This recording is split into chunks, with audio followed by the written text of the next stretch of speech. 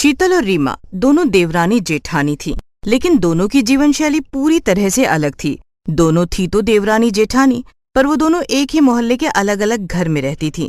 शीतल के पास सब कुछ था। उसका पति अमन एक सरकारी नौकरी करता था, जिससे वो लोग हंसी खुशी अपना जीवन जी रहे थे। तो वहीं शीतल की देवरानी रीमा, जो कि एक छोटे से मकान में अपने पति विजय के साथ रहा करती थी। विजय मजदूरी करके अपना और अपने परिवार का पेट पालता था।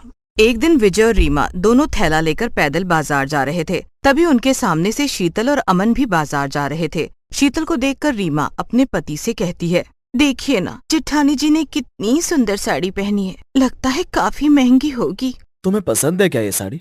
हाँ, पसंद तो बहुत है। तो एक काम करते हैं, हम सब्जी लेने के बाद साड़ी की दुकान पर जाएंगे और वहाँ मैं तुम्हें तुम्हारी पसंद की साड़ी दिलाऊंगा। जैसी साड़ी भाभी ने पहनी है वैसी। सच में? कहीं आप मजाक तो नहीं कर रहे ना? तुम भी ना। तुम्हें लगता है कि मैं तुम्हारे साथ ऐसे मजाक करूंगा? लगता तो नहीं है, पर कोई बात नहीं, चलो चलते हैं। विजय रीमा को सबसे पहले सब्जी मार्केट ले जाता है, जहाँ दोनों पति पत्नी मिलकर घर के लिए सब्जी खरीद लेते हैं। और सब्जी खरीदने के बाद वो दोनों साथ में एक साड़ी की दुकान में जाते हैं। भैया, मेरी पत्नी के लिए जरा साड़ी दिखाइए तो। साड़ी की दुकान काफी बड़ी थी, इसलिए रीमा बार बार साड़ी की दुकान को निहार रही थी। थोड़ी ही देर में दुकानदार रीमा और विजय को सुंदर सुंदर एक से बढ़कर एक साड़ियाँ दिखाने लगता है। तभी रीमा को एक गुलाबी रंग की साड़ी खूब पसंद आ जाती है और रीमा अपने पति से कहती है, देखिए ना, ये गुलाबी साड़ी तो बिल्कुल वैसी ही साड़ी है जैसी जेठानी जी के पास है। बस फर्क इतना है कि जेठानी जी के पास लाल थी और ये गुलाबी है। हाँ, ये तो बिल्कुल वैसी साड़ी है। अगर तुम्हें लाल लेनी है तो शायद लाल भी मिल ही जाएगी यहाँ। नहीं नहीं, मुझे एक जैसा नहीं लेना, थोड़ा बहुत अलग रहेगा तो सही रहेगा, वरना जेठानी जी को ऐसा लगेगा कि मैं उनकी नकल कर रही हूँ। अच्छा, कोई बात नहीं भाई साहब, एक बार आप गुलाबी वाली साड़ी का दाम बता दीजिए, कितने की है? 3500 की है भाई साहब, और ये आपको लेस करके 3000 में मिल जाएगी। साड़ी का दाम सुनते ही रीमा धीरे धीरे अपना हाथ साड़ी के ऊपर से हटाने लगती है। तभी रीमा अपने पति से कहती है, सुनिए जी, मैं सोच रही हूँ कि ऐसी साड़ी तो जेठानी जी के भी पास है, और अगर जैसी साड़ी उनके पास है वैसी ही लूंगी तो शायद उन्हें अच्छा न लगे। बहन जी, मैं आपको इससे और भी ज्यादा सुंदर साड़ी दिखाता हूँ। दुकानदार रीमा को एक से बढ़कर एक साड़ियाँ दिखाने लगता है। ये देखिए, ये रजवाड़ा पैटर्न और साड़ी का दाम है 5500, लेकिन आपको लेस करके मिलेगी 5000 में। तो बताइए कौन सी वाली साड़ी पैक करूँ आपके लिए? साड़ी का दाम सुनकर ही रीमा का मन उदास हो गया था। बेचारी अपने घर की परिस्थितियों को देखते हुए अपने मन को मारकर दुकानदार से कहती है, भैया आप ये साड़ी रख लीजिए, मैं फिर कभी आऊंगी। अभी मेरे पास इतने पैसे नहीं है कि मैं ये साड़ी खरीद पाऊँ। अरे बहन जी, आप एक बार अपना बजट तो बताइए। आपने भी तो सोचा होगा ना कि आपको इतने तक में साड़ी लेनी है। सच बताऊं तो मैं सिर्फ 500 रुपए के बजट के लिहाज से यहाँ पर आई थी। क्या बात कर रही हो आप बहन जी? अरे एक बार आपको अपने हाथ में रखे 500 के नोट को देखना था, और फिर आपको एक बार हमारे इस दुकान को देखना था, उसके बाद ही आपको दुकान के अंदर आना था ना। दुकानदार की बातें रीमा और विजय के सीने में एक तेज धार तीर की तरह लग जाती है, लेकिन उस वक्त दोनों चाहकर भी कुछ नहीं कर सकते थे। इसलिए दोनों पति पत्नी अपना मुंह लटकाकर वहां से बाहर आ जाते हैं। वैसे भी इतनी महंगी साड़ी लेकर क्या करती? अभी न तो कोई त्योहार है और न ही किसी की शादी, बेकार में ही रखी रह जाती। अरे रहने दो रीमा, मैं अच्छे से जानता हूँ कि तुम कितनी खुश थी वो साड़ी देखकर, पर आज मैं खुद को बहुत लाचार और बेबस महसूस कर रहा हूँ। मैं एक 5000 की साड़ी नहीं दिला सकता हूँ। तुम्हें मेरी वजह से गरीबी में अपना जीवन जीना पड़ रहा है। अरे आप भी ना बेकार की बातें करते हो। आपस में बातचीत करते हुए घर आ रहे थे दोनों। तभी रास्ते में रीमा को एक बूढ़ी औरत दिखाई देती है, जो कि बाहर सड़क पर ही एक तिरपाल बिछाकर उस तिरपाल पर खूब सारी साड़ियां रखकर साड़ियां बेच रही होती है। तभी रीमा की नजर एक बेहद सुंदर सी साड़ी के ऊपर जाती है। रीमा उस बूढ़ी औरत के पास जाती है और साड़ी का दाम पूछती है। अम्मा, इस लाल वाली साड़ी का क्या दाम है? बेटा, इस साड़ी का दाम सिर्फ 500 रुपए है, और अभी मुझे 500 रुपए की बहुत जरूरत है। अगर तू ये साड़ी खरीद लेगी तो मेरी बहुत बड़ी मदद हो जाएगी, क्योंकि कोई भी सड़क किनारे से साड़ी खरीदने को तैयार नहीं होता, तभी तो मेरी सारी साड़ियाँ ऐसी ही रखी हुई हैं। कोई बात नहीं अम्मा जी, आप ये लाल वाली साड़ी दे दीजिए और मैं आगे भी आपसे ही साड़ी खरीदूंगी। रीमा उस बूढ़ी औरत से लाल रंग की साड़ी खरीदकर अपने पति के साथ घर आ जाती है। घर आने के बाद रीमा जैसे ही उस लाल वाली साड़ी को पहनती है, रीमा साड़ी पहनने के बाद किसी राजकुमारी से कम नहीं लग रही थी, और ये देखकर रीमा का पति हैरान था। रीमा, ये क्या, तुम तो एक राजकुमारी में बदल गई? अरे पर ये कैसे हुआ? ये तो एक साधारण सी साड़ी है और इसको पहनने के बाद मेरा रंग मेरा सौंदर्य सब कुछ पूरी तरह से बदल चुका है। आखिर ये सब क्या है? कहीं हमने ये साड़ी खरीदकर कोई गलती तो नहीं कर दी?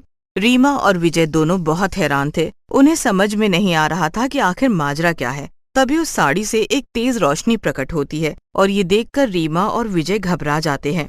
हे भगवान, आखिर ये सब क्या हो रहा है? मुझे तो बहुत डर लग रहा है। सुनिए जी, आप एक काम कीजिए, इस साड़ी को उठाकर बाहर फेंक दीजिए। अरे रीमा, घबराओ नहीं, मैं एक जादुई साड़ी हूँ। तो बताओ, मैं तुम्हारी क्या मदद कर सकती हूँ?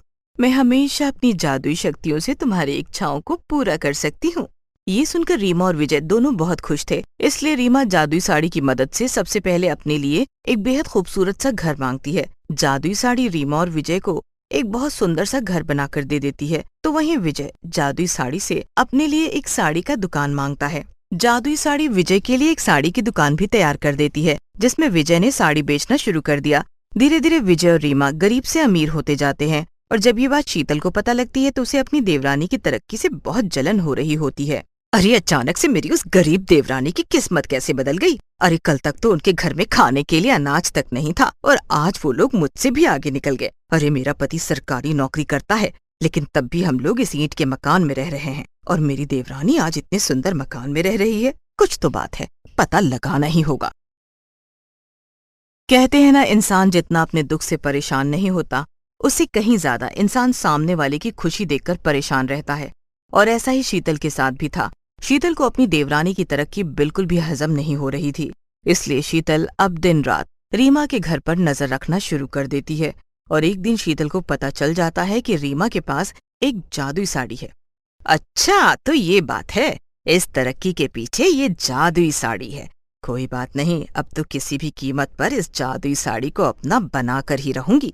शीतल अब जादुई साड़ी को चुराने के फिराक में थी।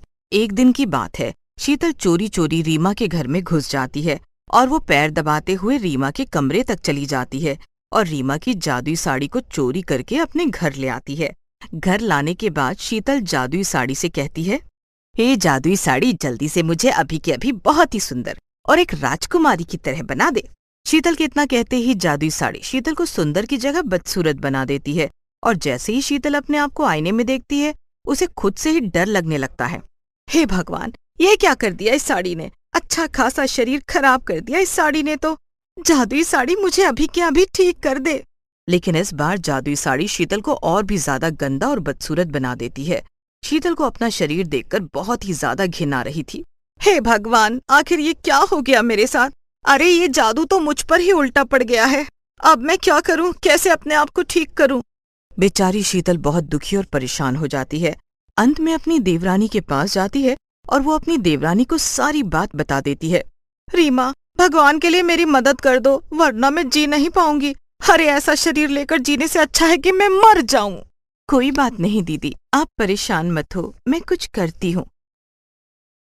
रीमा से अपनी जेठानी की परेशानी देखी नहीं जा रही थी, इसलिए रीमा जादुई साड़ी से मदद लेते हुए कहती है, ए जादुई साड़ी, भगवान के लिए मेरी जेठानी को ठीक कर दो। उनसे जाने अनजाने में जो भूल हुई है उसके लिए उन्हें माफ कर देना, लेकिन फिलहाल के लिए उन्हें ठीक कर दो। रीमा के कहते ही जादुई साड़ी शीतल को ठीक कर देती है। ठीक होने के बाद शीतल को अपने किए पर बहुत पछतावा महसूस हो रहा था और वो अपनी देवरानी से हाथ जोड़कर माफी मांगती है और कहती है, मुझे माफ कर देना रीमा, मेरे मन में जादुई साड़ी को लेकर छल कपट आ गया था और देख, छल कपट करने का नतीजा क्या होता है ये तो मुझे अच्छे से समझ आ ही गया। मैं दोबारा कभी गलत तरीके से किसी भी चीज को हासिल करने के बारे में नहीं सोचूंगी। हाँ दीदी, आप बिल्कुल ठीक कह रही हो। आपको जब भी मुझसे मदद चाहिए हो, आप मुझे बता देना, मैं हमेशा आपकी मदद करूंगी। पर कभी भी आप गलत तरीके से किसी भी चीज को हासिल करने के बारे में मत सोचना। शीतल को अपनी गलती का एहसास हो जाता है और अब जब भी शीतल को कोई भी मदद चाहिए होती है, वो रीमा से मदद ले लेती थी। कहानी के पिछले भाग में आपने देखा कि पल्लवी को रिंकी के बॉयफ्रेंड के बारे में पता चल जाता है और वो रिंकी के प्यार को सफल बनाने के लिए कदम उठाती है। उसने अपने पति सतीश को बताया, जिस पर सतीश ने अपनी माँ से बात की। रिंकी के शादी विवाह की बात सुनकर शांति की शांति भंग हो गई और वो सतीश के ऊपर बम की तरह फट गई।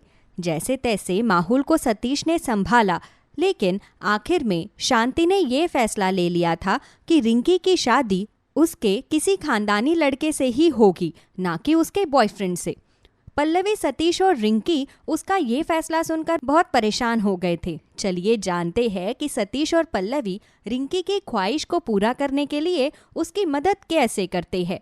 रिंकी जब कॉलेज गई तो वो रवि से मिली और उसके घर की सारी कहानी बताई, जिस पर रवि हिचकते हुए बोला, क्या तुमने हमारे बारे में भैया और भाभी को बता दिया? लेकिन इतनी जल्दी क्या थी तुम्हें?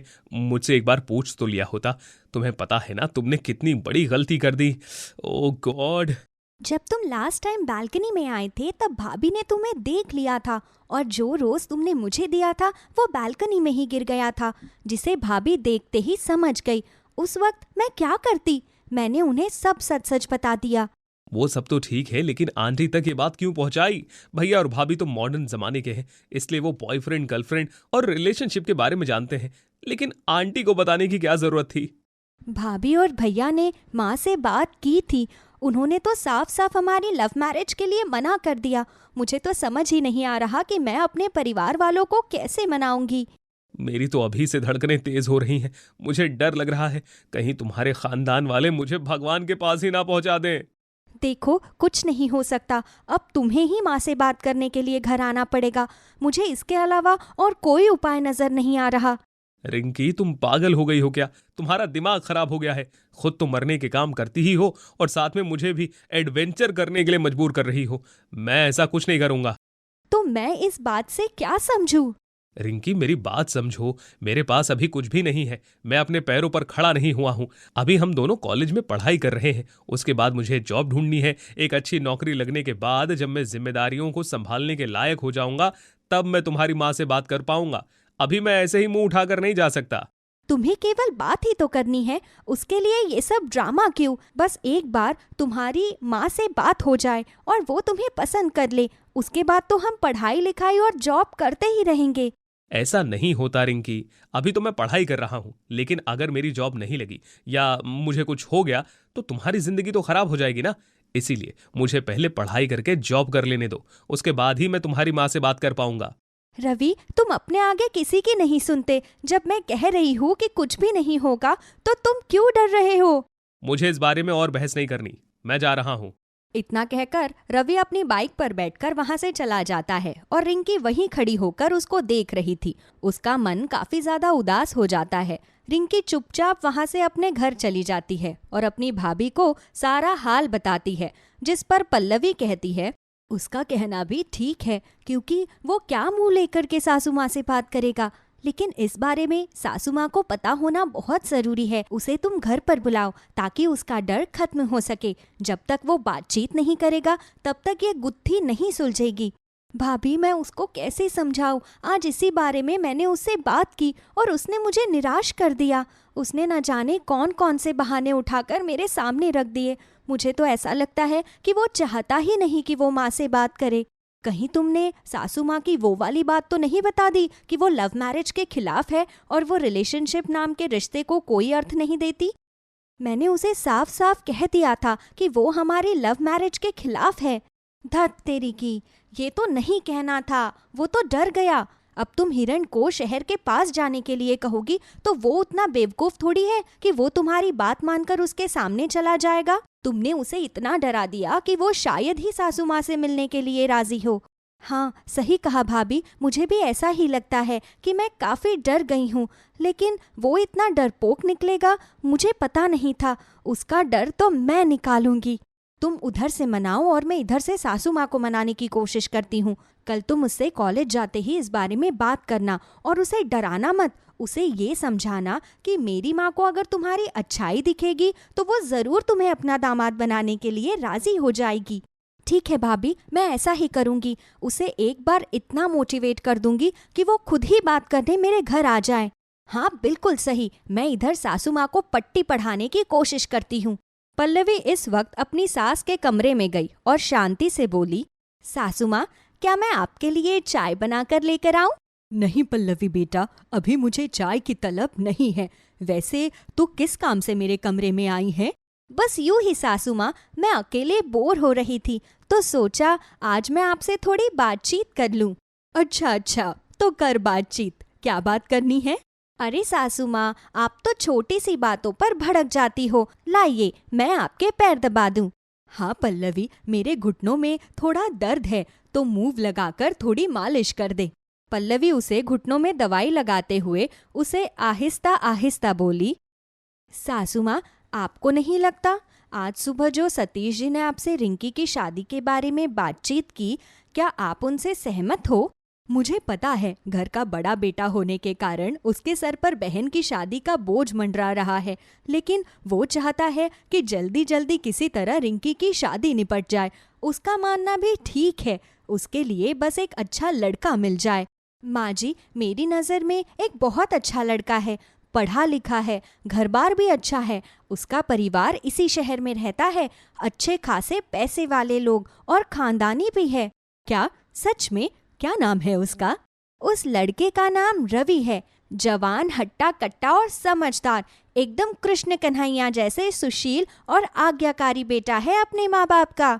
और करता क्या है ये तो नहीं पता, लेकिन उसके पापा का एक बहुत बड़ा बिजनेस है। जब बाप का इतना बड़ा बिजनेस है तो बेटा भी जरूर इस बिजनेस को ही संभालता होगा। ठीक है, तुम उसे मुझसे मिलने के लिए घर बुलाओ, मैं भी तो मिलूं इस रवि से, ताकि ये समझ पाऊं कि इसके अंदर मेरे दामाद बनने के गुण है भी या नहीं, या तू यूं ही उसके तारीफों के पुल बांध रही है। ठीक है माँ, आप बताइए मैं उसे कब बुलाऊं? अब जब आप उसे देखोगी तो एक बार में ही अपना दामाद बनाने के लिए राजी हो जाओगी। इधर पल्लवी ने शांति को रवि से मिलने के लिए मना लिया था और उधर कॉलेज में रिंकी भी रवि को मनाने के लिए अपना पूरा दम लगाती है। आखिर में थक हार कर रवि ने उसके घर आने के लिए हाँ कह दी।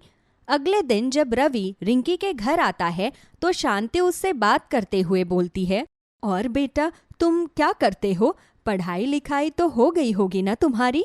नहीं आंटी, मैं अभी 3rd ईयर में हूँ और इसके बाद मास्टर्स करूंगा, फिर नौकरी के लिए सोचूंगा। लेकिन बेटा तुम नौकरी क्यों करोगे जब तुम्हारे बाप का इतना बड़ा बिजनेस है? इतने बड़े खानदान से होकर भी तुम छोटी कंपनी में जाकर नौकरी करोगे? ना ना, ये तो तुम्हें शोभा नहीं देगा। क्या मेरे पापा का बिजनेस? नहीं तो, मेरे पापा तो एक मिडिल क्लास फादर हैं। वो एक फैक्ट्री के मैनेजर हैं, ना कि किसी बड़े बिजनेस के ओनर। वो बहुत मेहनती हैं, उन्होंने हमारे लिए क्या कुछ नहीं किया है। क्या तेरी हिम्मत कैसे हुई मेरे घर में घुसने की? जल्दी यहाँ से उठ जा। तेरे जेब में एक फूटी कौड़ी नहीं है और तू मेरी बेटी का हाथ मांगने के लिए आया है। जब तेरे पास कोई अच्छी नौकरी ही नहीं है तो तू किस मुंह से मेरी बेटी को ले जाएगा? तुझे जरा भी शर्म नहीं आई? चल दफा हो यहाँ से, न जाने कहाँ से आ जाते हैं। देखिए, आप तमीज से बात कीजिए। आप बड़ी हैं, इसका मतलब ये नहीं कि आप मुझे जलील करेंगी।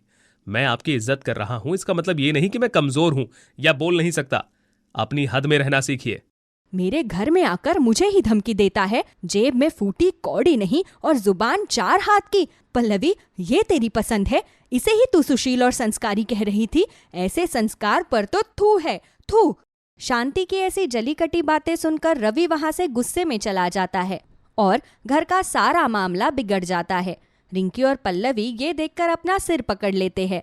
शांति उन दोनों को खूब सुनाती है। पल्लवी, इस लड़के से तू मेरी बेटी की शादी कराना चाहती है? तुझे जरा भी शर्म नहीं आई?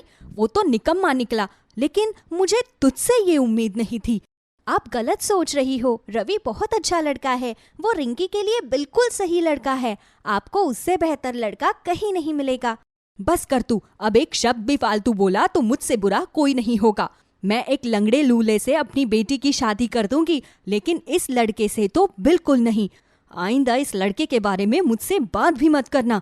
मैं अपनी दूर की बहन के लड़के के साथ रिंकी का रिश्ता तय कर चुकी हूँ। अब रिंकी उनके घर ही बहू बन के जाएगी और मैं उसे ही अपना दामाद बनाऊंगी। लेकिन सासू माँ, आप मेरी बात तो सुनो।